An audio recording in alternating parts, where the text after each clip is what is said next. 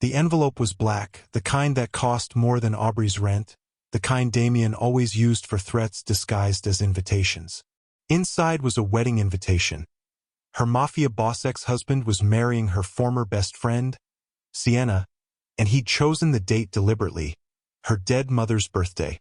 But Damian made one fatal mistake. He thought Aubrey would show up broken, when she'd spent 3 years gathering evidence that could get him killed by his own organization. Before we go deeper into this story, please hit the subscribe button. Your support helps us to keep bringing these beautiful stories. The note inside was handwritten. His handwriting, the same sharp, confident strokes that used to sign birthday cards for the triplets. The same hand that signed the divorce papers that left her with almost nothing. Aubrey, I thought you should know. The children should see their father happy. You're welcome to attend. After all, we're all adults here. No hard feelings. No hard feelings. Aubrey stared at those words until they blurred. No hard feelings about the affair, about the threats, about the divorce that stripped her of everything except fear and a barely livable child support payment. No hard feelings about the years of looking over her shoulder, of teaching her children to never mention their father's work, of living in a cramped apartment with 2 deadbolts and a neighbor who asked too many questions. Then she saw the date, October 14th, her mother's birthday, the last birthday they'd celebrated together before the cancer took her. The date Damian knew was sacred, the one day Aubrey allowed herself to grieve instead of survive. He had chosen that date deliberately. This wasn't an invitation. It was a final, calculated insult, a reminder that he still controlled her life from the shadows, that she was nothing, that she would always be nothing. Aubrey's hands trembled as she set the invitation down on her kitchen counter. The apartment was silent. The triplets, Theo, Lila, and Mason were at school. Her coffee had gone cold hours ago. She hadn't moved since the envelope arrived. She should throw it away, ignore it, pretend it never came. Instead, she opened her laptop. The encrypted email was still there, marked urgent. From Elias Thorne. She stared at the invitation again. At Damian's name embossed in silver foil. At Sienna's name beside it. Something cold and final settled in her chest. She was going to that wedding. But not as the broken ex-wife Damian thought he'd discarded. Not as the terrified woman who jumped at shadows and counted pennies at the grocery store. She was going to arrive in a way he would never forget.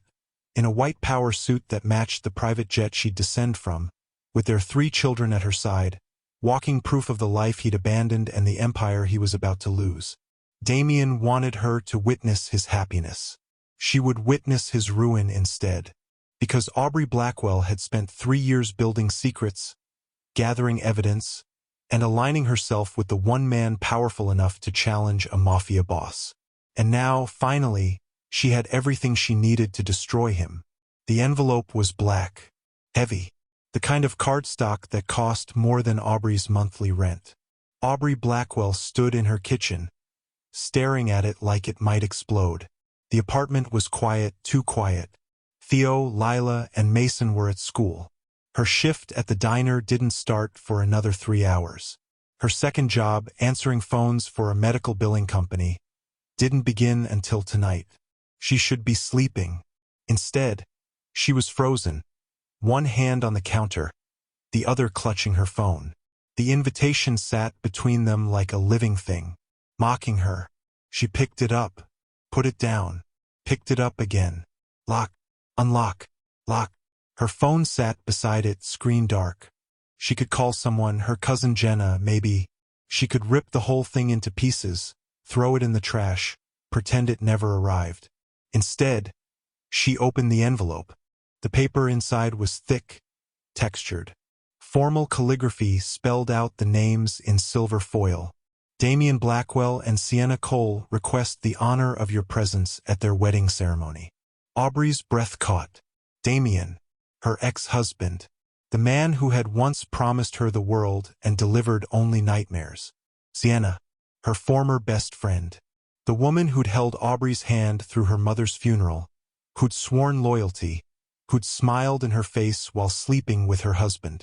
There was a note inside. Handwritten. His handwriting, the same sharp, confident strokes that used to sign birthday cards for the triplets, the same hand that signed the divorce papers 4 years ago. Aubrey, I thought you should know. The children should see their father happy. You're welcome to attend.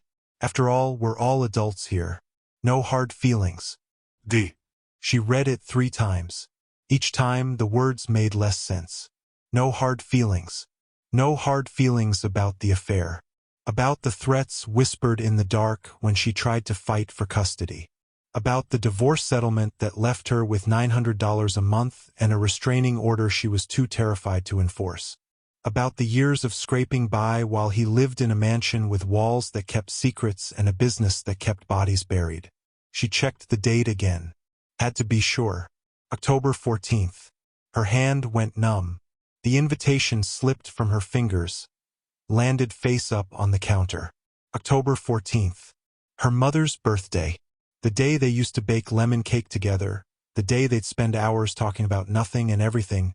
The day Aubrey visited the cemetery alone now because the triplets were too young to understand why Mama cried. Damian knew. He'd been there for her mother's last birthday, 3 months before the divorce. Back when Aubrey still believed they could fix things. He'd held her while she sobbed, promised her they'd get through it together. He had chosen their wedding date deliberately. This wasn't an invitation. It was a message. You are nothing. You will always be nothing. And I want you to watch while I prove it. A memory slammed into her 4 years ago, almost to the day. Damian had come home late. The triplets were asleep. She'd been waiting up, worried, the way she always did when his business ran long. He'd stood in the doorway of their bedroom, still wearing his suit, blood on his cufflinks he hadn't bothered to wipe away. We need to talk, he'd said. Those 4 words destroyed everything. I want a divorce. No explanation. No warning. No chance to fix whatever had broken between them. What? Damian, why? I'm done pretending, Aubrey. This life. He gestured vaguely at her, at their home, at the children sleeping down the hall.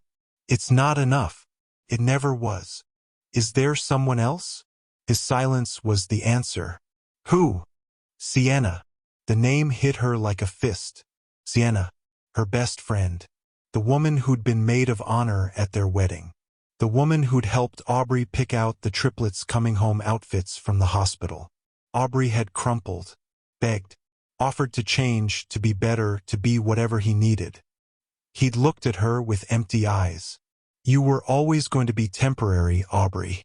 I just didn't realize it until I met someone permanent. Aubrey shook her head, forced herself back to the present. Her kitchen, her cold coffee, the black invitation staring up at her like a death warrant. For years of struggling, of working 2 jobs that barely covered rent and utilities. For years of food bank visits she hid from the children, of birthday parties she couldn't afford to throw, of school events she missed because her shift wouldn't let her leave. 4 years of seeing Theo, Lila, and Mason every other weekend, of missing bedtimes and first days of school and the way Mason's lisp disappeared and Lila learned to read and Theo started asking why Daddy never wanted them around. For years of Damian's mother, Rosalind Blackwell, calling to say things like, if you'd been more supportive of his ambitions, perhaps he wouldn't have needed to look elsewhere. 4 years of becoming invisible. Aubrey picked up her phone, scrolled through her photos, stopped on one from 6 years ago, her and Damian at a charity gala, back when she still believed she was his partner, not his liability. She was smiling, wearing a dress he'd bought her, her hand on his arm. She didn't recognize that woman. That woman had believed in fairy tales. That woman thought love and loyalty mattered in a world built on power and fear.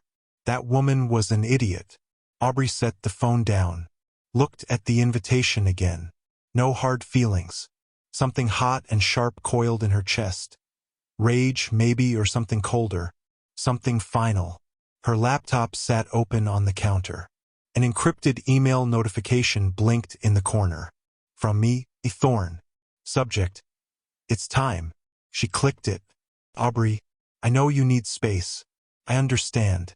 But I'm here when you're ready. The evidence is compiled.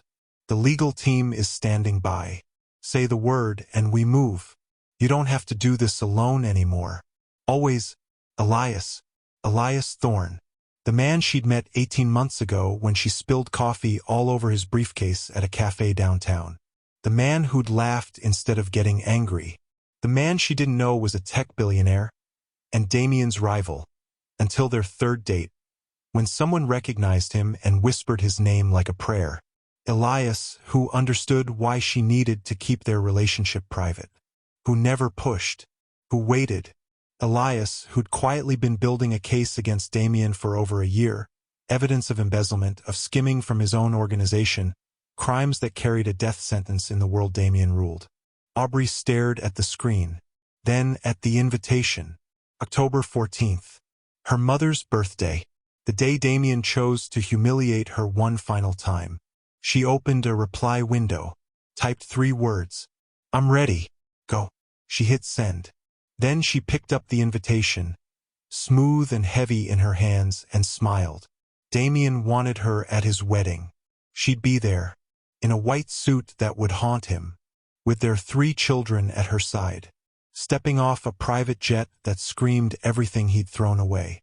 And when the ceremony fell apart, when the Capos learned he was a thief, when his empire crumbled, when Sienna realized she'd been nothing but a pawn, Aubrey would be the one walking away unscathed. She wouldn't just witness his happiness. She would orchestrate his ruin. Because Aubrey Blackwell had spent 3 years in the shadows, learning the rules of Damian's world, gathering secrets, aligning herself with the one man powerful enough to challenge a mafia boss. And now, finally, she had everything she needed to destroy him. The doorbell rang.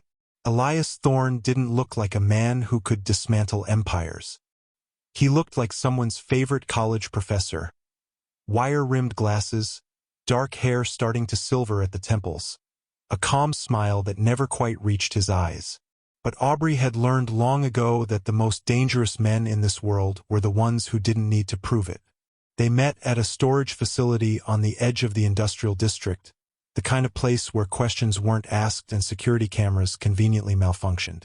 Aubrey arrived alone, as instructed, her hands shaking as she punched in the code Elias had sent. The unit door rolled up with a metallic groan. Elias stood inside, backlit by a single overhead bulb.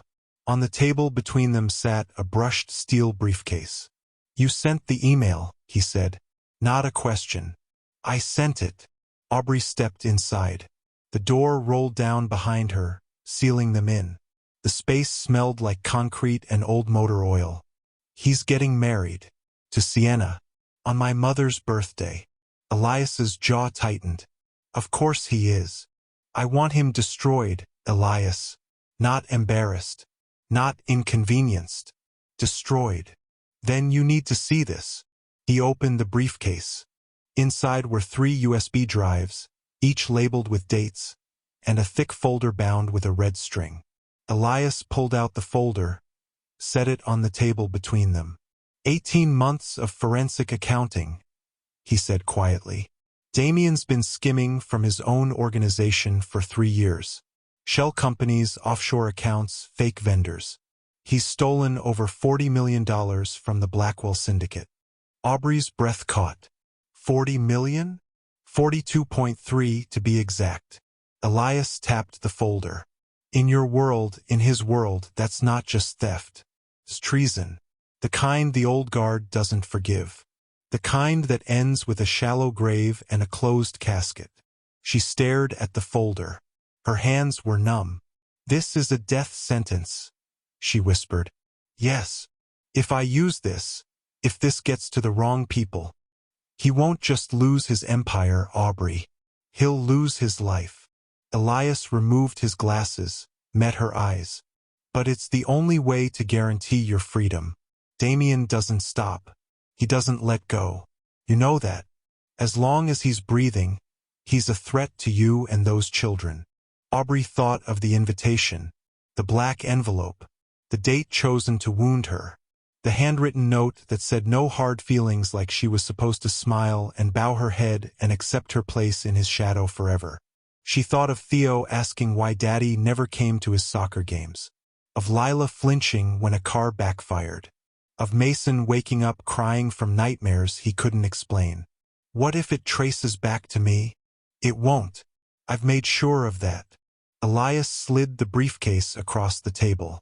But you need to decide now, Aubrey. Once you take this, there's no going back. You're not just filing for custody. You're declaring war. She looked at the briefcase, at the evidence that could end a man's life. Then she picked it up. Good, Elias said softly. Then let's make sure he never sees it coming. Leonard Graves had been practicing law for 30 years, 20 of them representing people who solved problems with more than paperwork. He'd left that world behind after his daughter was born, traded blood money for family law, and a quiet practice in a strip mall between a nail salon and a pawn shop. But he still had the eyes, the kind that measured threats before handshakes. He sat across from Aubrey in his cramped office, the folder Elias had given her spread open on his desk.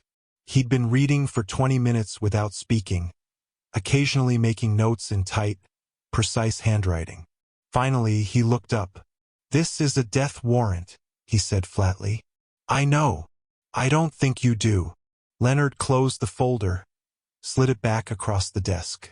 If this information reaches the capos, the old guard who keep the books and enforce the code, Damian Blackwell is a dead man. Not arrested. Not bankrupt. Dead. Aubrey met his eyes. Can you file the suit? Leonard studied her for a long moment. Then he nodded slowly. I can file a civil suit alleging financial fraud, hidden assets, and breach of the divorce settlement. It won't reference the organization directly, but it'll put pressure on Damian. Make him nervous. Make him sloppy. How long? I can have it filed by Friday. He'll be served Monday morning. Do it. Ms. Blackwell. Do it, Leonard. He sighed, opened his laptop. Understand something. The moment this is filed, you're at war. Damian will retaliate. He'll come after custody, after your reputation, after anything he can reach. Are you prepared for that? She thought of the wedding invitation, of Sienna's name beside his, of the date chosen to twist the knife. I'm prepared. The suit was filed on Friday afternoon. By Monday morning, Damian's lawyer had already filed a countermotion. By Tuesday, Aubrey's phone rang. She didn't recognize the number. She answered anyway. You have 48 hours to withdraw that lawsuit. Damian's voice was cold, controlled, the voice he used before violence. 48 hours, Aubrey, or I file for full custody. I'll prove you're an unfit mother. The late rent payments, the second job you hide from the school, the overnight shifts when the kids are alone. I'll take them, and you'll be lucky to see them on holidays. Her hands shook. She gripped the phone tighter. You can't. I can do whatever I want. You know that. You've always known that. Pause. Withdraw the suit. Show up to the wedding. Smile. Play nice. Or I will destroy you in ways that make the divorce look like mercy. Damian. 48 hours. The line went dead. Aubrey stood in her kitchen, phone still pressed to her ear, heart hammering against her ribs. For a moment, one terrible moment, she thought about calling Leonard, about withdrawing everything, about going back to invisible. Then she thought about Theo, Lila, and Mason, about the life Damian would give them if he won. A life where power mattered more than love, where cruelty was currency, where their mother was erased. She opened her laptop, typed an email to Leonard. Don't withdraw anything. Move forward. Full speed. Hit subscribe if you believe men like Damian shouldn't be allowed to weaponize their children. Only abusers and their enablers won't. Paolo Ricci was 73 years old, built like a retired boxer, and had survived 4 decades in the Blackwell organization by following one simple rule: honor the code above all else. Aubrey had met him twice before, once at her wedding, once at her mother's funeral. Both times, he'd been quietly respectful, the kind of man who noticed everything and said little. She'd called him using a burner phone Elias provided, asked for a meeting, told him it was about Damian and the organization's future. He'd agreed without hesitation. They met at a cemetery neutral ground, he'd called it. Paolo stood beside a marble angel, hands folded, wearing a charcoal suit despite the afternoon heat. Aubrey approached slowly, scanning for anyone watching. "Mrs. Blackwell," Paolo said. Not unkindly. "Just Aubrey now. Once a Blackwell, always a Blackwell. You carried his name. You gave him 3 children. That means something, even if he forgot." Paolo gestured to a nearby bench. "Sit. Tell me why you called." Aubrey sat. Her throat felt tight. "I need to understand something. The organization. The old guard, what matters most to them." Paolo smiled faintly. "You're asking about loyalty. I'm asking about survival." "Smart girl." He looked out at the rows of headstones. The organization was built on 2 things: honor and money. You respect the code, you keep the books clean, you protect the family. Break those rules and rank means nothing. Blood means nothing. And if someone at the top broke those rules? Paolo's eyes shifted to her. Sharp, calculating. "Are we speaking hypothetically?" "No." A long silence.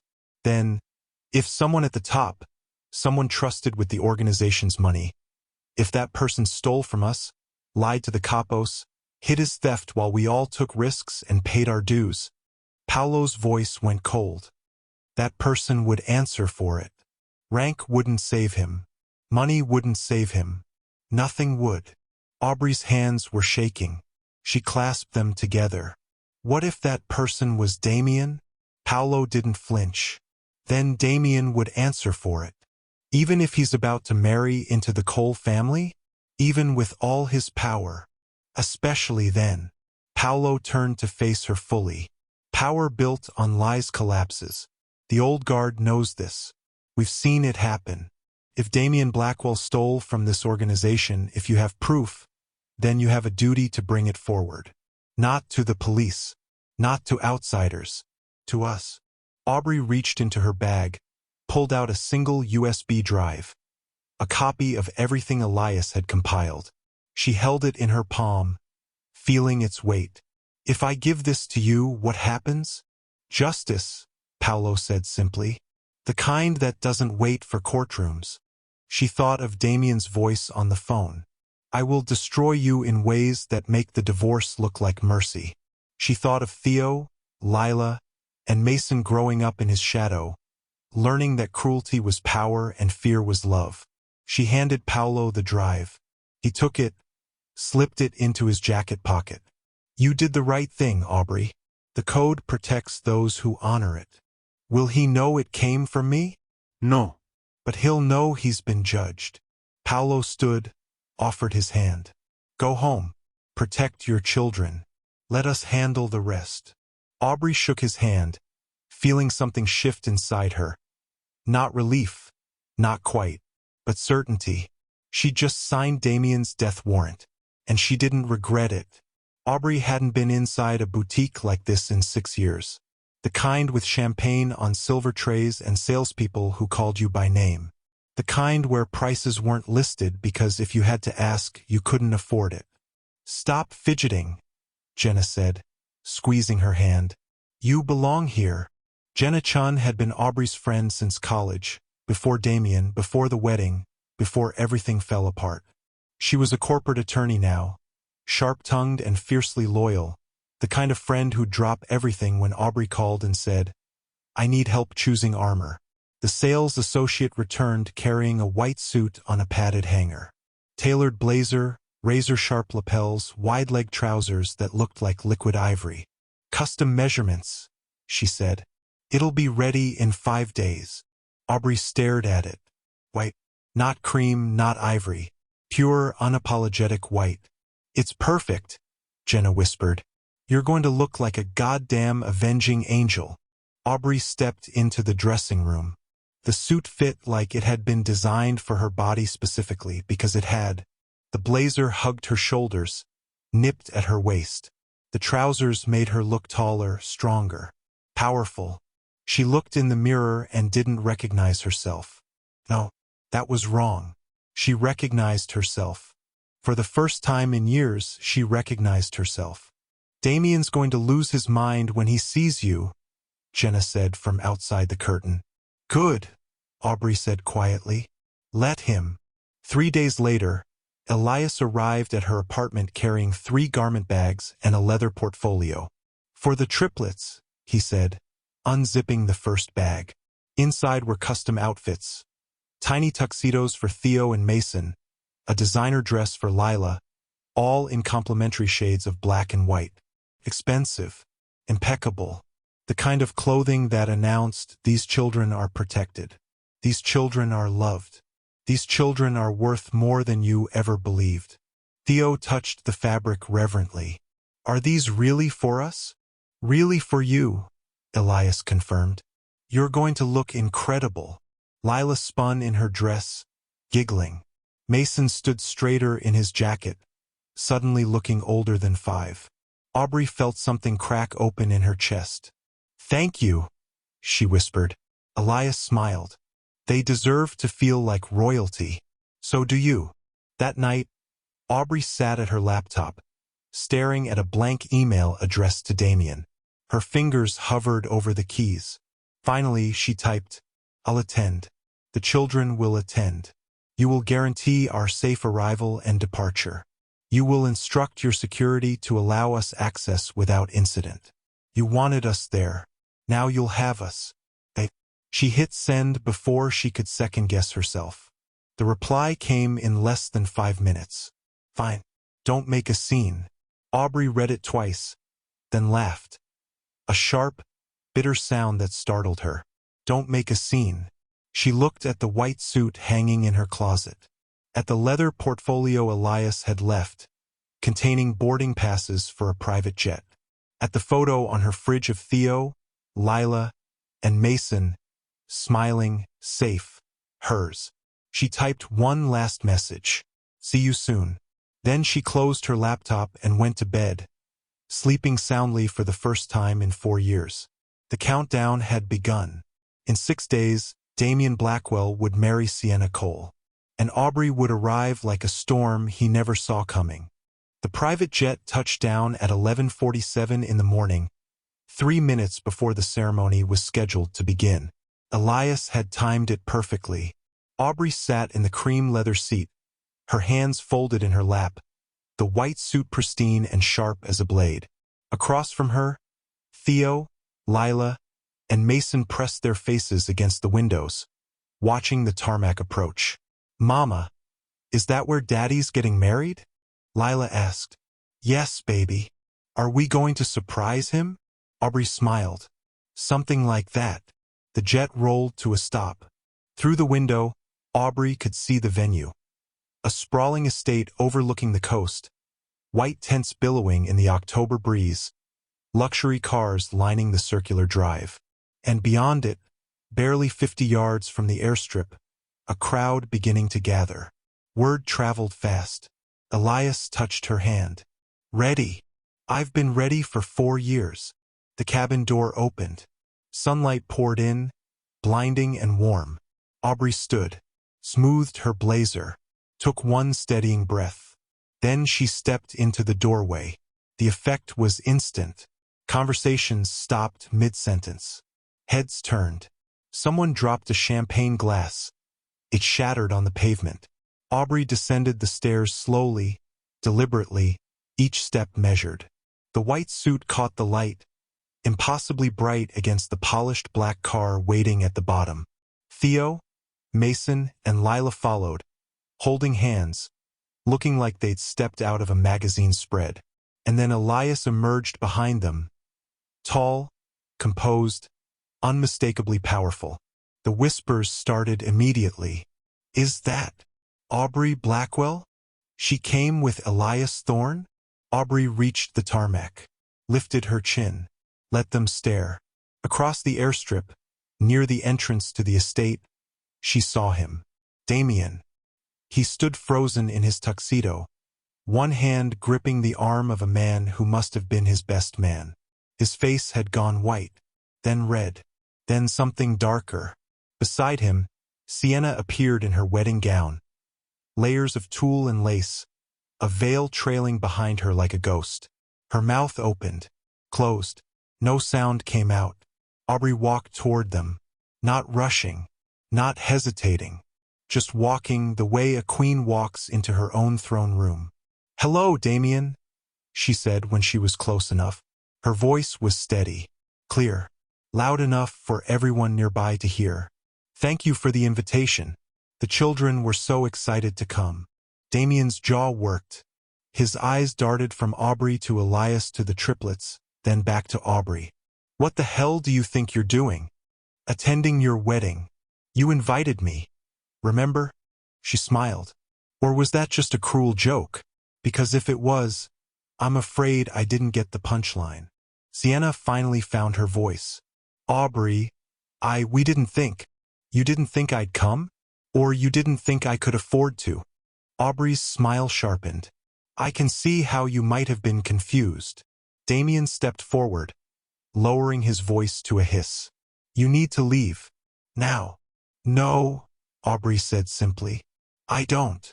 Behind her, Elias placed a hand on Theo's shoulder. The children stood perfectly still, sensing the danger, the electricity in the air. Damian's eyes went cold. "You have no idea what you've just done." "Don't I?" Aubrey leaned in just slightly. "See you at the reception, Damian. I have a gift for you." Then she turned, gathered her children, and walked toward the estate entrance, leaving Damian and Sienna standing in stunned, furious silence. The ceremony could wait. Aubrey Blackwell had just rewritten the entire day. The reception was elegant chaos. Crystal chandeliers, champagne towers, a string quartet playing something classical and forgettable. Aubrey moved through it like she belonged there, because she did. She'd been to 100 events like this when she was married to Damian, back when she was expected to smile and be decorative and never ask questions. She wasn't that woman anymore. Theo, Lila, and Mason stayed close, their eyes wide with wonder. Elias kept one hand at the small of Aubrey's back, a silent reminder that she wasn't alone. Around them, guests whispered and stared, but no one approached. Not yet. Then Damian appeared, cutting through the crowd like a shark through water. "Aubrey, outside. Now." Elias stepped smoothly between them. "I don't think so." Damian's eyes flicked to Elias, narrowed with recognition and hatred. "This doesn't concern you, Thorn. It concerns me when you speak to her that way." Elias's voice was pleasant, but his stance wasn't. "Find somewhere else to be, Blackwell." For a moment, Aubrey thought Damian might actually throw a punch. His hands clenched. His jaw worked. But they were surrounded by witnesses, by members of the organization who valued control above all else. Damian turned and walked away, fury radiating from every step. Aubrey exhaled. "Thank you." "Always," Elias murmured. Minutes later, Sienna found her near the bar. The bride looked ethereal in her gown, but up close, Aubrey could see the cracks, the too bright smile, the trembling hands clutching her bouquet. "Aubrey," Sienna said quietly, "can we talk? Please." Aubrey nodded. They stepped onto the terrace, away from the noise. Sienna spoke first. "I know you must hate me." "I did. For a long time." Aubrey studied her former friend. "But I don't anymore. Because I realized something, Sienna. You didn't win. You just inherited my nightmare." Sienna flinched. "That's not. He'll betray you too. Maybe not today. Maybe not this year. But eventually, you'll stop being useful.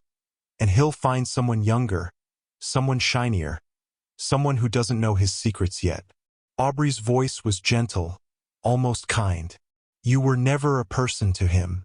You were a prize. A way to hurt me and upgrade at the same time." Tears welled in Sienna's eyes. "He loves me."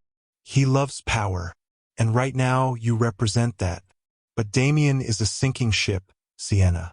The smart move is to jump before you drown with him. What are you talking about? Aubrey didn't answer. She simply touched Sienna's shoulder, brief, almost pitying, and walked back inside.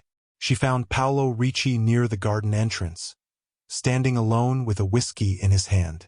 He saw her coming and nodded, just once.